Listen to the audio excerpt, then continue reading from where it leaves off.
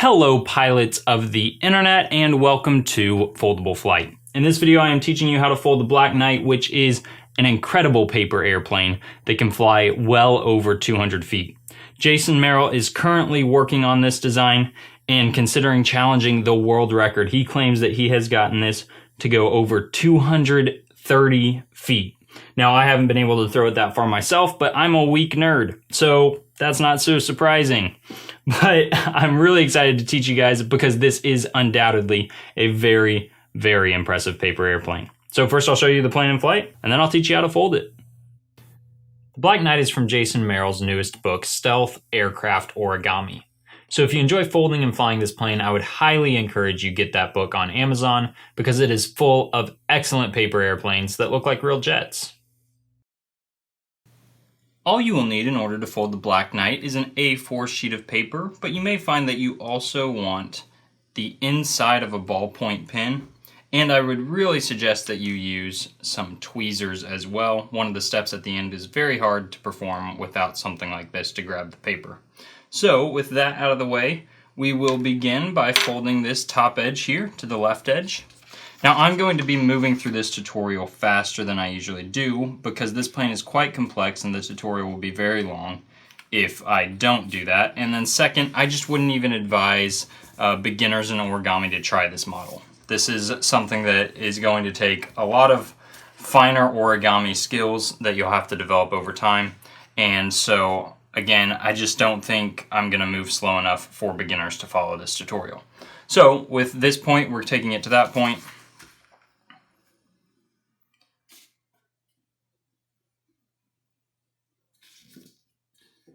Accuracy is also very important in this model. And I'm going to rotate that and fold this to here and just pinch crease on the left edge. And then carry the pinch crease to that same point. Line that up and give another pinch crease.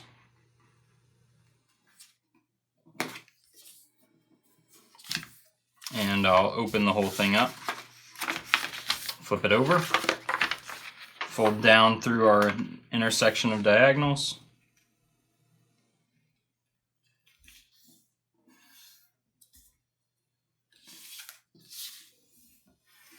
and then I will fold the top edge down to meet our top pinch crease.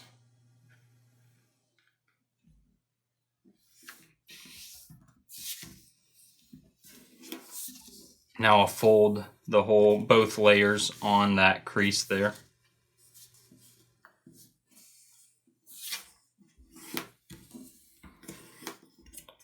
Unfold and pull down. Fold up on this middle horizontal crease. And now I'll fold my paper in half like so.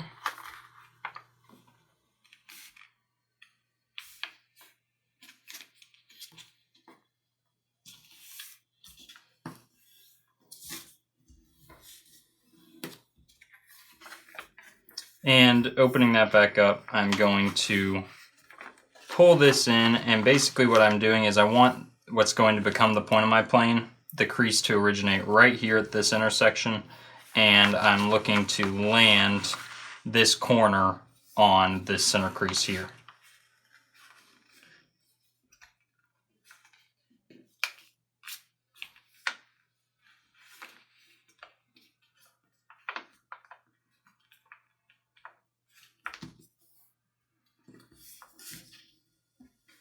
And once I do that on one side, I'll do this and fold the other side to match.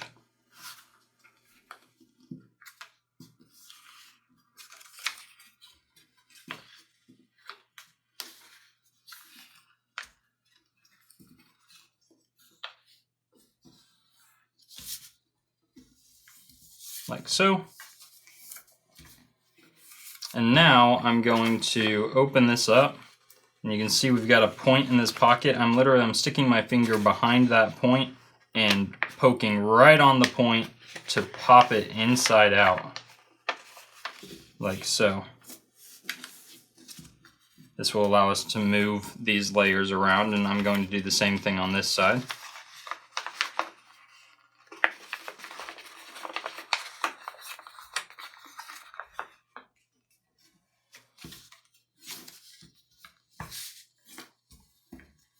Okay, and now I'll go ahead and fold my plane in half using that existing center crease.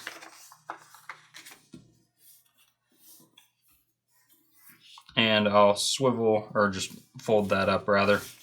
Let me make the crease and then I'll explain exactly what I've done. Some folds are easier to explain after you make them than as you make them. Okay, so you can see I've landed this edge right here on that crease at the back, and then the crease I make goes straight to this point. And then once I've done that, I can basically pull the slack out in that direction and flatten it like so. And now I'll flip this over and do the same thing on this side.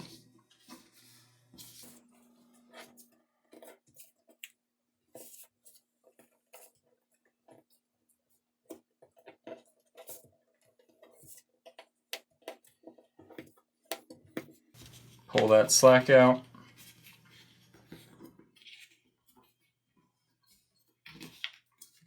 Flatten it to match that other side. Okay, now I'm going to fold this back across its new kind of natural breaking point on this line here. And then I'm going to fold from this top point to that point.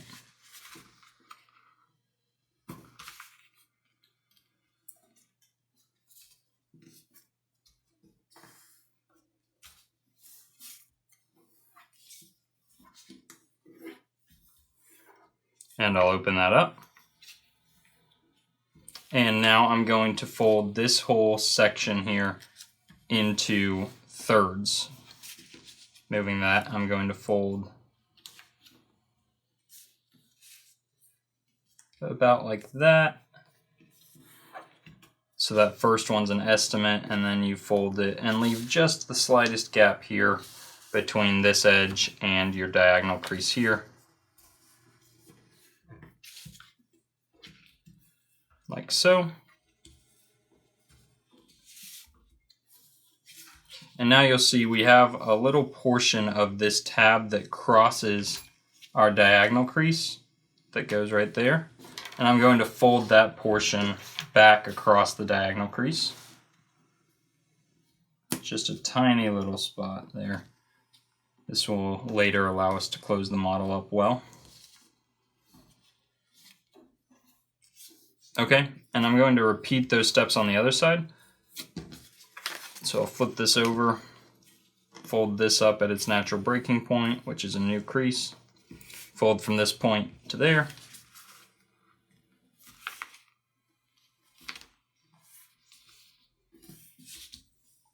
And now when it comes to folding into thirds here, it's going to be helpful to have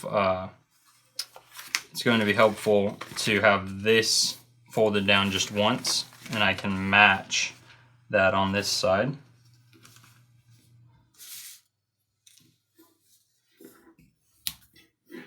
And now fold down your other side again and match that on this side.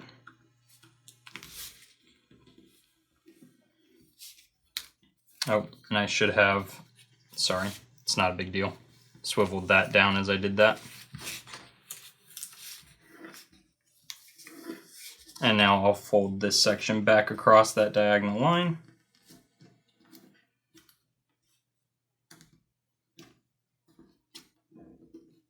In this model, there's a lot of compensating for the thickness of paper. So a lot of times when you fold against the line, you want to leave a little bit of a gap.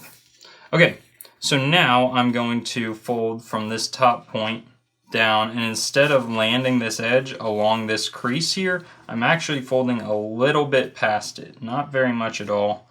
You can kind of see here, I'll highlight this crease. Pay attention to how far past that I take my corner. Something about like that.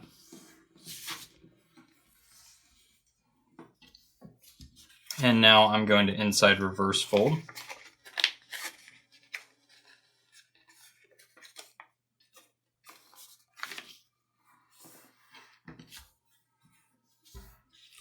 And rotate it to this orientation. I'm going to pull down on this top flap and landing the point on that crease there.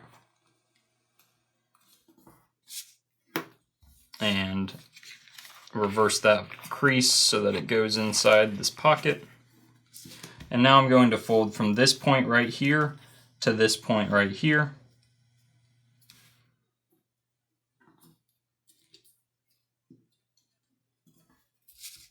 And I'll do the same thing where I'm reversing that.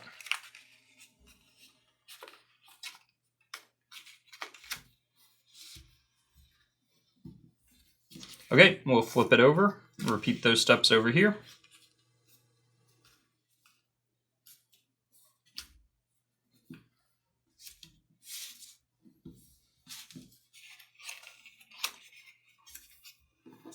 And fold from this point here to there.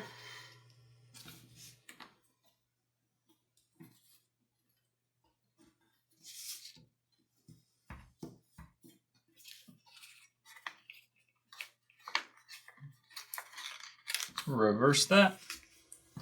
Okay, so now I'm going to fold this whole triangle using, you can see this line here is one edge of my triangle. Those are the other two edges. And I'm going to be folding that into thirds as well. And on this first one, consider leaving a bit of a gap from the point at that top edge. That's going to make it a lot easier to roll this in a second time. And again, I like to fold the first third a little less than a third because that just gives me a lot more flexibility on the second fold, and it yields essentially the same thing, but at least for me it usually ends up being cleaner that way. So I'll unfold back to that orientation, flip this over, and fold this side to match my first side. It's also really easy to curve your creases on accident at the front. It's not a huge deal if that happens.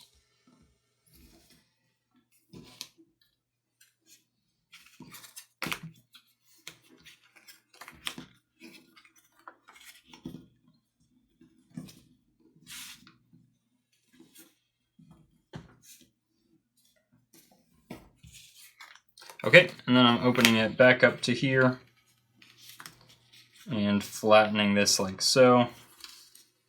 You can see some slack gets pushed out as I flatten this.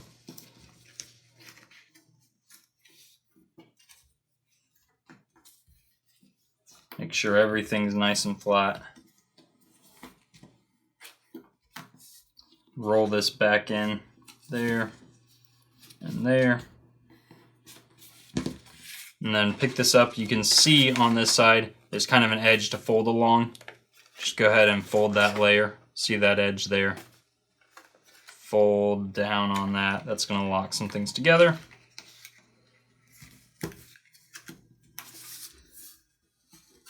And now fold in there. Fold in like so.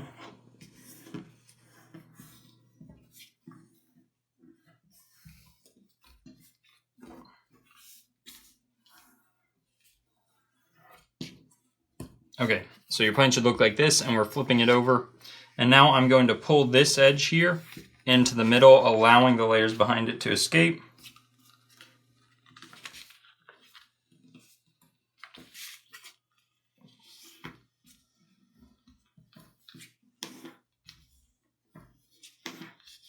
I'll do the same thing on this side.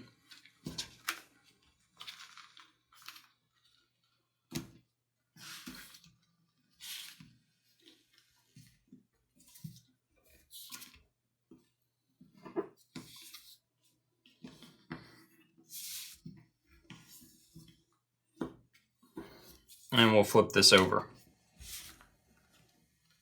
You can see mine's not perfect. It's very difficult to have a perfect version of this plane because there's so much thickness to the paper that, you know, folds get rolled and things like that. But you should look approximately like this. And I'm going to highlight, there's a crease right here that is going to be the one I fold to here. And I'm going to leave a little bit of room at the top again. So I'm not folding all the way to that edge, just to this crease. leaving a bit of room at the top. And then I will now fold to the crease I just made. Again, consider leaving a little gap there. This is going to be some tiny folding, and it's going to be folded several times, so the thickness of the paper is really going to affect this. So once I've done that, I'll fold in on the existing crease, fold in again,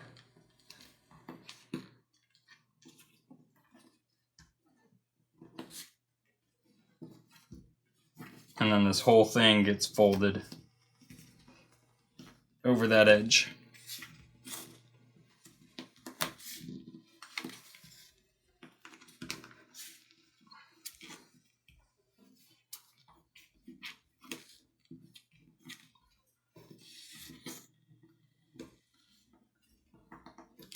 Okay, so we'll repeat all that on this other side.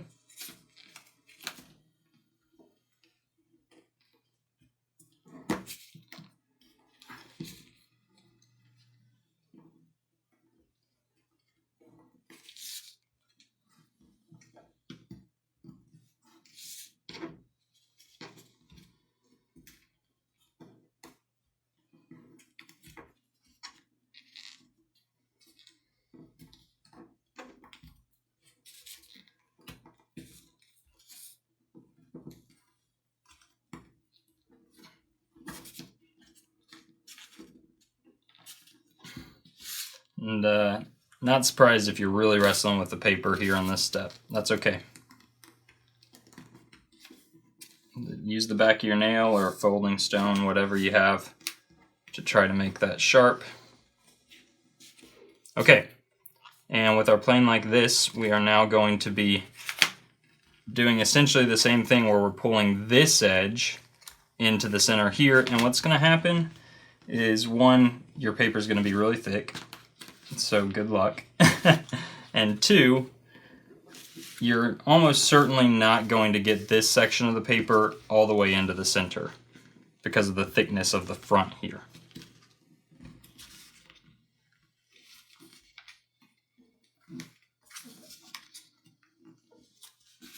Try not to let your wing get curved here as you do this.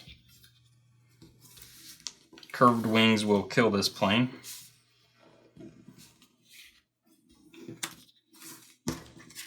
Which, I mean, there are things we can do at the end to uncurve them slightly, but in practice you would prefer never to curve them at all. And I'm doing the same thing over here.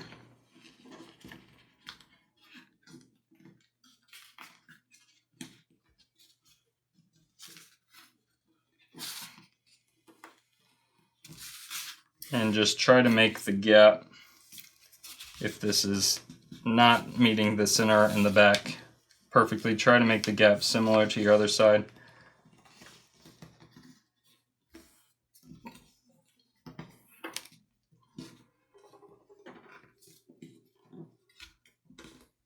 And there's a lot of using your fingernails to try to flatten layers. The folding stone's great. Your plane should look like this. So now I'm going to fold this down so that it meets the edge behind it. There's a horizontal edge here that we're using as the guide.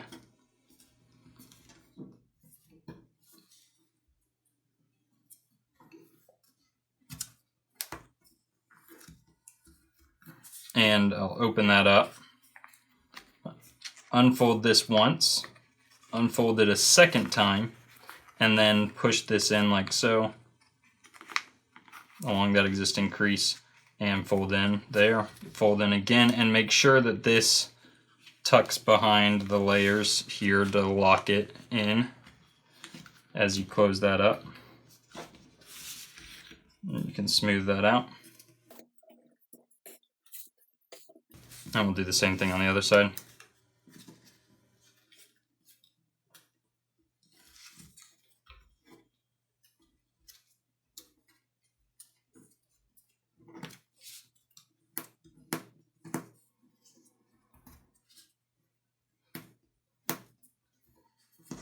Okay, unfold this once, unfold it a second time, tuck behind,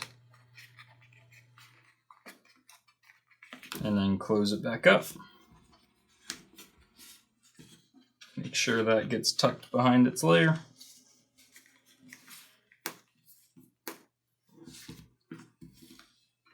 And our plane should look like this at this point. So now I'm going to gently, well, as gently as you can, I'm going to kind of fold this in half, and we're going to make an assessment here. Basically, you're going to want to try and see if one wing is higher than the other. Mine is actually, well, yeah, my right wing wants to go up a little bit higher than my left wing. And that means I'm going to be folding my lock towards my right wing. So I'll show you how to fold the lock. In my instance, I'm folding towards the right. You're going to be potentially folding toward the left. You can see there's a layer here on the back. I'm folding this edge here to line up with that layer. Even though you may not be able to see it on camera, I can kind of detect the thickness change there to line that up. And I'm going to do the same thing right now on the left side. But then I'm going to turn the right side into a mountain fold, because that was my wing that was higher. And then I will unfold both of those enough to go ahead and grab my tweezers and open this up. There's this little pocket on either one. And that's because when I begin to close this, I want to basically, I'm going to tuck my left side here into my right pocket right there. And I can just kind of massage those into a locked position. So those two are locked together. You can see when I let go, it'll start to unfold. But that's just going to help hold the lock here in just a second. And now I'm going to very soon be folding on both this crease and this crease, and basically pushing it into what is going to become this back pocket. And that is very hard to do without some tweezers or something like that. It is possible. It's definitely possible, but difficult to do. So I'm going to kind of grab it right there, and this may even take me a bit of finagling to get right here. I'm working actually with US letter paper cut down to A4 proportions, so this is even smaller than it normally would be for you. But you can see, I hope, that I have been able to twist that in so that now the tabs are sideways in this and locking our plane together. At this point, now that you're locked, reassess whether your wings are level. You can see my right wing is higher, and you're actually going to literally roll your plane until they are level, and you can recrease your center crease to make that happen. It's that important for your wings to be level that you're willing to move the center crease of your plane a little bit.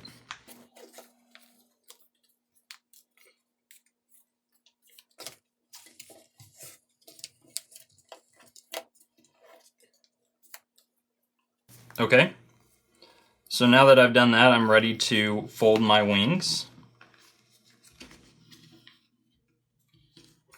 And the way we're going to do that is starting kind of right here, not all the way at the point, but just above it. You'll grab your paper and you're folding basically along this edge. At least at the back, you'll be along that edge. Again, at the front, you're a little bit above that.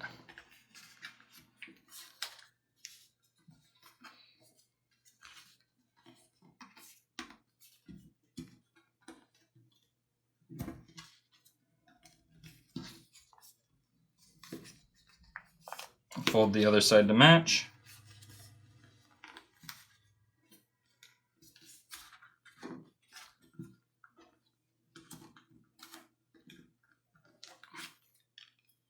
Which is admittedly tricky.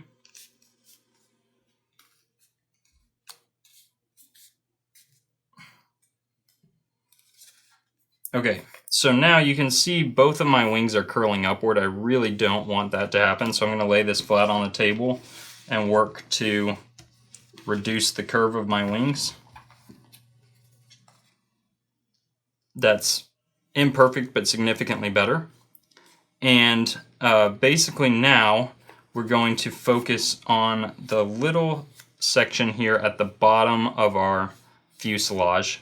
And this is where the ballpoint pin comes in handy. This is basically going to create a shock absorber that will help prevent some damage from your plane, make it easier to throw it multiple times and get it dialed in. But this isn't completely necessary. So if you don't have a ballpoint pin, no worries. But basically just slide this in here, and you're going to use your fingernails to kind of run along the top edges of that sphere, or cylinder rather, of the ballpoint pin. And you'll create, you can see this little, here actually, I'll emphasize it more on this side as well, this little circular section at the bottom, and that's going to help it absorb shock a little bit without taking too much damage. Now, when you throw this, I would highly expect your first attempt at this plane to spiral, and any imperfection is going to be very significant as you're throwing this very, very hard, and of course it has very narrow wings. So its tendency to roll is very high, but you can dial that in just with slight touches of this back edge. You may want to give it just the tiniest amount of up elevator, but your adjustments are going to be primarily very small adjustments on this back edge. And with that, you've got yourself a Black Knight. Good luck flying, and let me know if you get this thing out over 200 feet.